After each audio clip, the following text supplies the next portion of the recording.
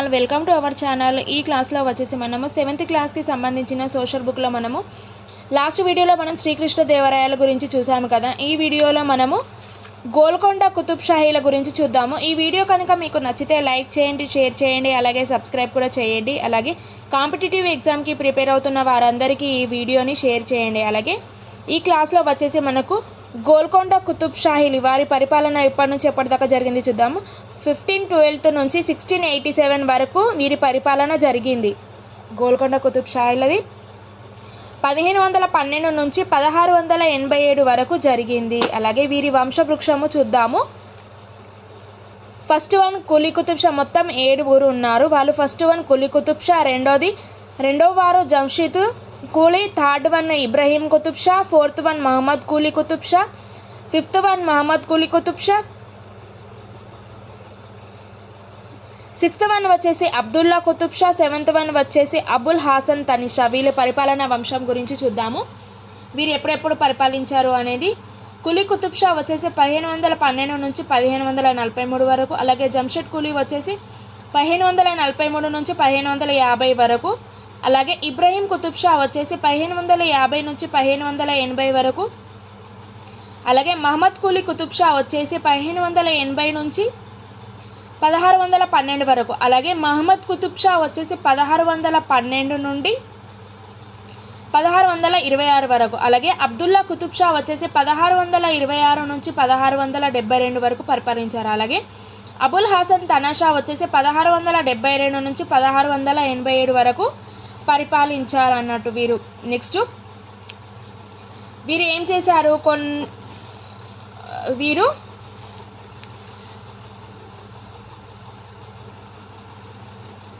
వీరు కాకతీయ సామ్రాజ్యం గురించి ఇంతకుముందు పఠనం చూసాం కదా. అలాగే కాకతీయ సామ్రాజ్యం అంతమైన తర్వాత కొందరు సామంతులు ఏం చేశారంటే స్వతంత్ర రాజ్యాలను స్థాపించారు. వాటిలో రాచకొండ, దేవరకొండ, వెలమ రాజ్యాలు బలమైనవి. ఏమేమి? రాచకొండ, దేవరకొండ, వెలమ రాజ్యాలు చాలా బలమైనవి. అలాగే ఇప్పుడు ఒక్కొక్కరి గురించి చూద్దాము. ఫస్ట్ వన్ వచ్చేసి కులీ కుతుబ్ షా. ఈయన 1512 నుంచి 1543 వరకు పరిపాలించారు కదా. ఈయనని కుతుబ్ ఉల్ ముల్క్ అని కూడా అంటారు. అలాగే ఇతను తెలంగాణలోని గోల్కొండ రాజధానిగా చేసుకొని స్వతంత్ర రాజ్యాన్ని స్థాపించారు. వీరు తెలంగాణ గోల్కొండ రాజధాని చేసుకొని స్వతంత్ర రాజ్యాన్ని జయించినాడు అన్నట్టు. వీరి 4 ప్రాంతాలను జయించారు. అవి ఏంటంటే చూద్దాము. వరంగల్, కొండపల్లి, రాజమండ్రి, ఏలూరు. ఏంటండి? వరంగల్, కొండపల్లి, రాజమండ్రి, ఏలూరు. అలాగే వీరు కారకునల అంటే నల్లగొర్రె వంశానికి చెందిన వారు. సమకలనం ఎవరు? శ్రీకృష్ణదేవరాయలు మరియు బాబరు. నెక్స్ట్ చూద్దాము. చూడండి, గోల్కొండ కుతుబ్ షాహీ ఫస్ట్ రాజ్యాన్ని స్థాపించారు. నెక్స్ట్ కుతుబ్ షాహీ వరంగల్ మరియు కొండపల్లి, ఏలూరు, రాజమండ్రి 4 కోటలను ఆక్రమించి తన పరిపాలనని విస్తరించారు. వికేఏడి అంటే Warangal, Kondapalli, Eluru, Rajahmundry. Vicar Warangal, Kondapalli, Eluru, Rajahmundry. Next third one second గురించి ఏమి ఇవ్వలేదు. జంషెడ్ కూలీ వచ్చేసి పితృహంతకుడు అన్నట్టు. ఇతను జంషెడ్ కూలీ వచ్చేసి పితృహంతకుడు. Next third one Ibrahim Qutub Shah. ఏం చేస్తారు అంటే ఇతను తెలుగు సాహిత్యం మీద ఉన్న అభిమానంతో తెలుగు కవులు ఇతనికి ఇచ్చిన బిరుదు ఏంటి? మల్కాబ రాముడు. ఇతనికి ఇచ్చిన బిరుదు ఏంటి? మల్కాబ రాముడు. Ibrahim Qutub Shah third one. మూడో వ్యక్తి ఏం చేశారు అని అంటే ఇతనికి తెలుగు కవుల మీద ఎక్కువ ఇష్టం అన్నట్టు. ఇతనికి అలా తెలుగు కవులు కలిసి మల్కాబ రాముడు అని బిరుదు ఇచ్చారు. అలాగే ఇతని కాలంలో జీవించిన తెలుగు కవులు ఏంటంటే పొన్నగంటి తెలంగాణ మాత్యుడు. నెక్స్ట్ అద్దంకి గంగాధర కవి. నెక్స్ట్ కందుకూరి రుద్రమ కవి, సింగమాచార్య, అద్దంకి. వీరు కలిసి ఇతని కాలంలోని జయించిన తెలుగు కవులు ఎవరెవరు? పొన్నగంటి తెలంగాణ మాత్యుడు, అద్దంకి గంగాధర కవి, కందుకూరు రుద్రకవి, సింగమాచార్య. అలాగే ఇతను ఇబ్రహీం కుతుబ్ షా పేరు మీదగానే ఇబ్రహీంపట్నం పేరు వచ్చింది. ఇబ్రహీంపట్నం ఎవరి పేరు మీదకి వచ్చింది? ఇబ్రహీం కుతుబ్ షా పేరు మీదగానే ఇబ్రహీంపట్నం అనే పేరు వచ్చింది. ఇక్కడ ఒక చెరువు నిర్మించాడు. అది ఏం చెరువు అంటే హుస్సేన్ సాగర్. ఇతను ఎప్పుడు అంటే హైదరాబాద్లోని మూసీ నదిపై వంతెన పురాణా పూల్ వద్ద నిర్మించారు. మూసీ నదిపై ఉన్న తొలి వంతెన మూసీ నదిపై ఉన్న తొలి వంతెన ఏంటి? పురాణా పూల్ వద్ద నిర్మించాడు. ఇతని అల్లుడు హుస్సేన్ షా వలి 1562లో హుస్సేన్ సాగర్ని నిర్మించారు. ఎవరు? సూఫీ సంత్ హజరత్ హుస్సేన్ షా వలి. పూర్తి పేరు ఏంటి? సూఫీ సంత్ హజరత్ హుస్సేన్ షా వలి ఎవరు? హుస్సేన్ సాగర్ని నిర్మించారు. ఎప్పుడు? 1569. ఎవరి అల్లుడు ఇతను? ఇబ్రహీం కుతుబ్ షా యొక్క అల్లుడు అయిన హుస్సేన్ షా వలి.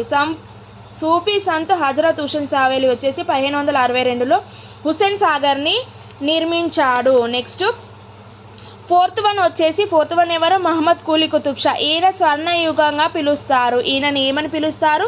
స్వర్ణయుగంగా పిలుస్తారు. ఫస్ట్ అతను వచ్చేసి కుతుబ్ ఉల్ ముల్క్.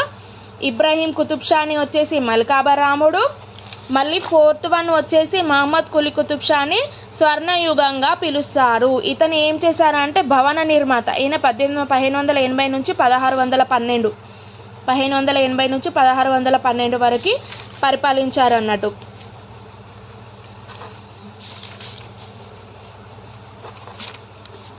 చూడండి, ఇతను పర్షియా ఉర్దూ భాషలలో ప్రావీణ్యం కలవాడు. ఏ భాషలలో? పర్షియా ఉర్దూ అనే 2 భాషలలో ఈయన ప్రావీణ్యం కలవాడు. ఇతని దక్కని ఉర్దూ శైలిని గాంధిక భాషగా స్థాయిలోకి తీసుకొని వచ్చాడు. ఇతను దక్కన్ ఉర్దూ భాషను ఏంటి? గ్రాంధిక భాషను స్థానంలోకి తీసుకొని వచ్చారు. అలాగే ఇతని డారింగ్ పేర్లు ఏంటి? భాగ్యమతి. నెక్స్ట్ ఇతను హైదరాబాద్ నగరంలోని ఒక ప్రణాళిక పద్ధతి ప్రకారం నిర్మించాడు. హైదరాబాద్ నగరంను ఒక ప్రణాళిక పద్ధతి ప్రకారం నిర్మించారు. ఎవరు?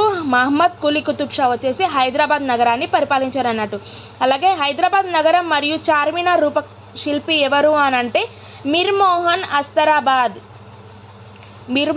అస్తరాబాద్ రూపశిల్పి. దేనికి? హైదరాబాద్ నగరం మరియు చార్మినార్ రూపశిల్పి ఎవరు? మిర్మోహన్ అస్తరాబాద్ అని రూపశిల్పి. ఇతని సుల్తాన్ వజీర్ ఎవరు? రిజన్గా నియమించారు. ఇతను సుల్తాన్ వజీర్ అంటే ఏంటి? ప్రధానమంత్రిగా నియమించారు. ఏంటి? హైదరాబాద్ నగరం మరియు చార్మినార్ రూపశిల్పి అయిన మిర్మోహన్ అస్తరాబాద్ వచ్చేసి సుల్తాన్ వజీర్గా నియమించారు. చూడండి, హైదరాబాద్ నగరానికి మిర్మోమిన్ అస్తరాబాద్ వాస్తుశిల్పి. ఈయన కులీ కుతుబ్ షాకి వజీరుగా చార్మినార్కి దాంతోపాటు కొత్త రాజధాని రేఖా పటాలు గీయడంతో ముఖ్య పాత్ర పోషించారు. రాజధాని మరియు చార్మినార్ని ముఖ్య పట్టణంగా గీయడానికి ఎవరు అని అంటే మిర్మోమిన్ అస్తరాబాద్. ఇతని సుల్తాన్ వజీర్గా నియమించుకున్నారు. నెక్స్ట్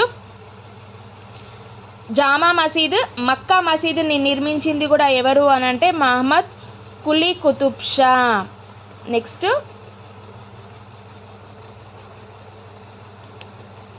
మహమ్మద్ కులీ కుతుబ్ షా. అలాగే మక్కా నుండి కొంత మట్టిని తీసుకువచ్చి ఇటుకలు నిర్మించి అక్కడక్కడ ఇటుకలను గోపురాల మధ్యలో నిర్మించారు. అందుకే మక్కా మసీద్ అనే పేరు వచ్చింది. మక్కా నుండి కొంత మట్టి తీసుకువచ్చి ఇటుకలు నిర్మించి అంటే అక్కడ మక్కా నుండి కొంత మట్టి తీసుకొచ్చి అక్కడ గోపురాల మధ్యలో నిర్మించారు. అందుకే దీనిని మక్కా మసీద్ అనే పేరు వచ్చింది. నెక్స్ట్ మహమ్మద్ కులీ కుతుబ్ షా యొక్క కూతురు ఎవరు అని అంటే హయత్ బక్షి బేగం. హయత్ బక్షి బేగం ఆమె ఏం చేసిందంటే మీ ముద్దు పేరు వచ్చేసి ఈమె ముద్దు పేరు వచ్చేసి ఏంటి? సాహెబా. ఈమెని సాహెబా అని పిలిచేవారు. ఈమె ముద్దు పేరు వచ్చేసి ఏంటి? సాహెబా అని పిలిచేవారు. ఈమె పేరు మీదనే మసబ్ ట్యాంక్ అంటే తలాబ్ను సాయిబా అంటే కానం ఆగా అనే ఉమెన్ ఏం చేసింది? ఈమె పేరు మీదగానే ఒక తలాబ్ మసబ్ ట్యాంక్ అనే తలాబును నిర్మించబడింది. అలాగే ఈమె పేరు మీదనే ఉన్న హయత్ సాగర్ నిర్మించబడింది. ఏంటి? హయత్ నజర్ నిర్మించబడింది. నజర్ అంటే ఏంటి? అక్కడ మసీద్. హయత్ అనే మసీద్ని నిర్మించబడింది. ఈమె ఖైరతాబాద్ కూడా ఒక మసీదుని నిర్మించింది. ఖైరతాబాద్లో ఒక మసీదు కూడా నిర్మించింది. నెక్స్ట్ 6th వన్ వచ్చేసి ఎవరు అని అంటే అబ్దుల్లా కుతుబ్ షా. ఇతనికి సంగీతము మరియు కవిత్వము మీద ప్రత్యేకమైన శ్రద్ధ. సంగీతము కవిత్వము మీద ప్రత్యేకమైన శ్రద్ధ ఎవరికి? అబ్దుల్లా కుతుబ్ షా.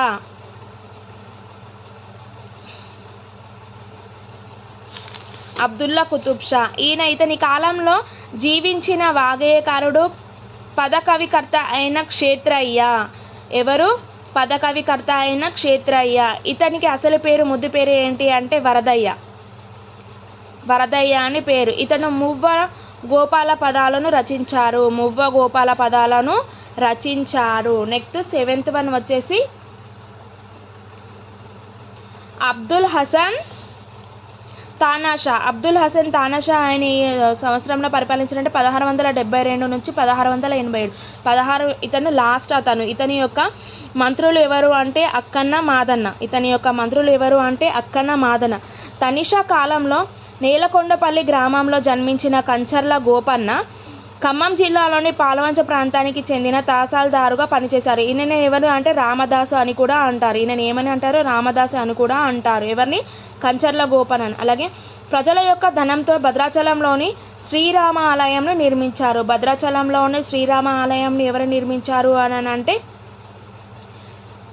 కంచర్ల గోపన్న సహాయంతో, అంటే ప్రజల యొక్క వచ్చిన ధనముతో భద్రాచలంలో శ్రీరామ ఆలయం నిర్మించారు. ఎవరు? అబుల్ హసన్ తానాషా. ఈయన 1687లో ఔరంగజేబు గోల్కొండ కోటపై దాడి చేసినప్పుడు తూర్పు ద్వారాన్ని తెరిచిన దేశద్రోహి అంటే ఎవరు అని అంటే అబ్దుల్లా పానీ. ఈయన వల్ల ఔరంగజేబు వారు లోపలికి వచ్చి గోల్కొండ కోటపై దాడి చేశారు. 1687లో ఈ పాలన అంతమైపోయింది. వీరి యొక్క రేవు పట్టణం వచ్చేసి మచిలీపట్నం. వీరి కాలంలోనే గోల్కొండ ప్రపంచవ్యాప్తంగా వజ్రాలకు ప్రసిద్ధి చెందింది. గోల్కొండ కుతుబ్ షా యొక్క రేవు పట్టణం ఏంటి? మచిలీపట్నం. వీరి కాలంలోనే గోల్కొండ ప్రపంచవ్యాప్తంగా వజ్రాలకు ప్రసిద్ధి చెందింది. నెక్స్ట్ వీరు ఏమేం చేశారో చూద్దాము. వీరు కోస్తా తీర ప్రాంతం నుండి దిగుమతి తెచ్చుకుంది ఏంటి అంటే ఒంటెలు, బంగారం, వెండి అనే వస్తువులను వీరు కోస్తా తీర ప్రాంతం నుండి దిగుమతి చేసుకున్నారు. అలాగే వీరు చైనా, పర్షియా, యూరప్, ఆగ్నేయ ఆసియా, అరేబియా దేశాలలో విదేశీ వ్యాపారం కొనసాగించారు. ఎక్కడెక్కడ? చైనా, పర్షియా, యూరప్, ఆగ్నేయాసియా, అరేబియా దేశాలతో విదేశీ వ్యాపారంను కొనసాగించారు. అలాగే హైదరాబాదులోని గోల్కొండ కోటను దగ్గరలో ఉన్న ఇబ్రహీం బాగ్ ఉద్యానవనంను 7 సుల్తాన్ల సమాధులు కలవు. హైదరాబాద్లోని గోల్కొండ కోటకు దగ్గరలో ఉన్న ఇబ్రహీం బాగ్లో ఉద్యానవనంలో 7 సుల్తాన్ల సమాధులు ఉన్నాయి. దీనిని యూజ్ చేసే శైలి ఏంటి అని అంటే ఇండో పర్షియన్ శైలిని యూజ్ చేశారు దీనిని. నెక్స్ట్ మొఘల్ చక్రవర్తి అయిన షాజహాన్ ఈ సమాధులను చూసి ఇతను యూపీలోని ఉన్న యమునా నది ఒడ్డున తాజ్మహల్ను నిర్మించారు. ఎక్కడ? యమునా నది ఒడ్డున తాజ్మహల్ను నిర్మించారు. నెక్స్ట్ చూడండి, మీకు అర్థమవుతుంది. కుతుబ్ షా ఒకటి కూలీ కుతుబ్ షా. ఫస్ట్ వన్ వచ్చేసి జంషెడ్ కూలీ ఎవరు అని అంటే పితృహంతకుడు. నెక్స్ట్ 5th వన్ వచ్చేసి ఇబ్రహీం కుతుబ్ షా వచ్చేసి ఏం చేశారు? ఇతనికి తెలుగు మీద ఎక్కువ కాబట్టి ఈయనకి మల్కాభిరాముడుగా పేరు. నెక్స్ట్ మహమ్మద్ కులీ కుతుబ్ షాని ఏమంటారు? స్వర్ణయుగంగా అని పిలిచేవారు. ఈయన ఏం చేశారు? చార్మినార్, మక్కా మసీదును కనుక్కున్నారు. అలాగే అబ్దుల్లా కుతుబ్ షా వచ్చేసి ఈయనకి ఏంటి అని అంటే సంగీతం, కవిత్వం మీద ఎక్కువ మక్కువ. అబ్దుల్ హసన్ తానాషా వచ్చేసి భద్రాచలంలోని శ్రీరామ ఆలయంను నిర్మించారు. వీరి యొక్క ముఖ్య పట్టణం ఏంటి? రేవు పట్టణం వచ్చేసి మచిలీపట్నము. చూడండి, కుతుబ్ షా వచ్చేసి వరంగల్, కొండూరు, ఏరుని విస్తరించారు. ఇదంతా కుతుబ్ షాహీ సామ్రాజ్యము.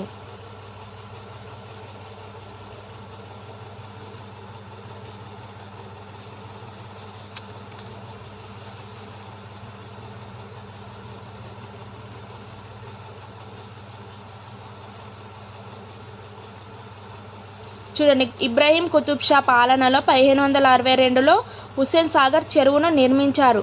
దాని రేఖాచిత్ర తయారీ డిజైన్లో సహకరించింది ఎవరు అని అంటే సూఫీ సంత్ హజరత్ హుస్సేన్ షా వాళ్ళ పేరు మీదుగా దానికి ఆ పేరు పెట్టారు. ఎవరి పేరు మీదుగా? సంత్ హజరత్ హుస్సేన్ షా వాళ్ళ పేరు మీదుగా హుస్సేన్ సాగర్కి పేరు పెట్టారు.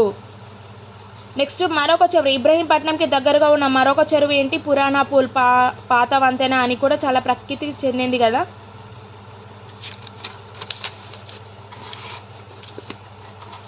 చూడండి, ఇక్కడ మీర్ మోమిన్ ఆసిరాబాద్ వాస్తుశిల్పి అయిన కుతుబ్ షాకి వజీర్గా చార్మినార్కు దానితో పాటు కొత్త రాజధాని రేఖాపటాలను గీయడంలో అతను ముఖ్య పాత్ర పోషించాడు.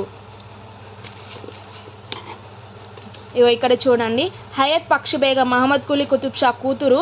ఈమె ఏం చేసింది అని అంటే హయత్ పక్షి మసీదు కూడా కట్టించింది ఆమె పేరు మీదుగా. అలాగే ఆమెని మా సాహెబ్ అని పిలిచేవారని చెప్పాను కదా. ఈమె పేరు పైన కానం ఆగా అనే ఆవిడ ఏం చేసిందని అంటే తలాబ్ను సాయిబా అనే చెరువు తవ్వించింది. అలాగే ఈ క్రమంలో మసాబ్ చెరువు, మసాబ్ ట్యాంక్ కూడా రూపాంతరం చెందింది. కానం ఆగా ఏం చేసింది, ఆవిడ తలాబ్ను సాయిబా అనే చెరువును తవ్వించింది. తలాబ్ను సాహిబా అనే చెరువు తవ్వించింది. అలాగే మసాబ్ చెరువును మసాబ్ ట్యాంక్గా రూపాంతరం చెందింది.